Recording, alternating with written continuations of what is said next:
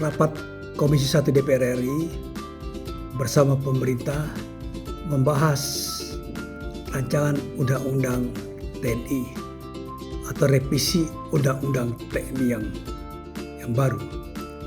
Ini telah berjalan sejauh ini dan sudah mencapai tahap final 3 persetujuan rapat paripurna.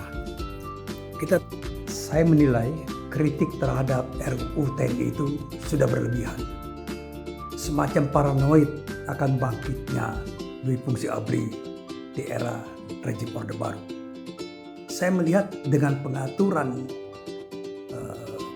posisi TNI aktif dalam institusi non-militer, sesungguhnya masih berkaitan dengan kemampuan, daya pikir, dan pengalaman perwira TNI aktif tersebut.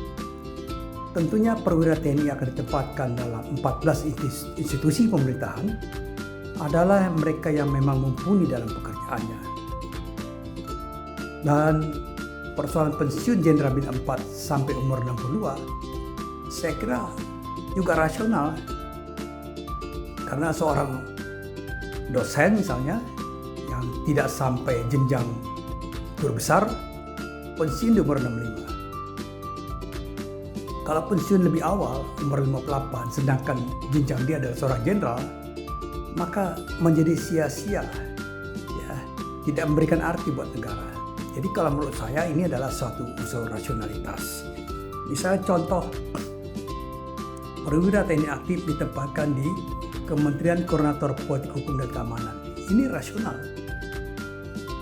karena ada unsur keamanan. Kemudian Menteri Pertahanan, saya kira ini juga rasional karena ngurus tentara. Sekretariat Militer Kepresidenan, saya kira ini rasional. Badan Intelijen Negara, ini juga memerlukan pengalaman tentara dalam menganalisa dan lain sebagainya.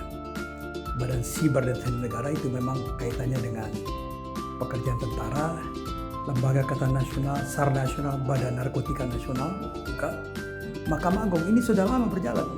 Ketua Badan Peradilan Militer ada di Mahkamah Agung.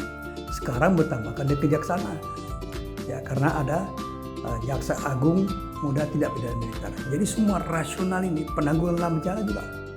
Jadi kita perlu pengalaman tentara aktif itu dalam bekerja lebih cepat, dan saya kira tidak perlu ada dikotomi sipil militer. Ya, saya sependapat dengan Margarito Kamis, dikotomi sipil militer itu tidak ada dalam konstitusi dan negara. Dan pengalaman menunjukkan bahwa seorang presiden dengan latar belakang militer dan tentara seperti SBY bisa bekerja lebih cepat. Sekarang Prabowo juga begitu. Ya, pensiunan jenderal bekerja lebih cepat. Jadi saya kira jangan terlalu a priori dan silakan rakyat menilai. Dan jangan lupa ada fungsi DPR untuk melakukan pengawasan.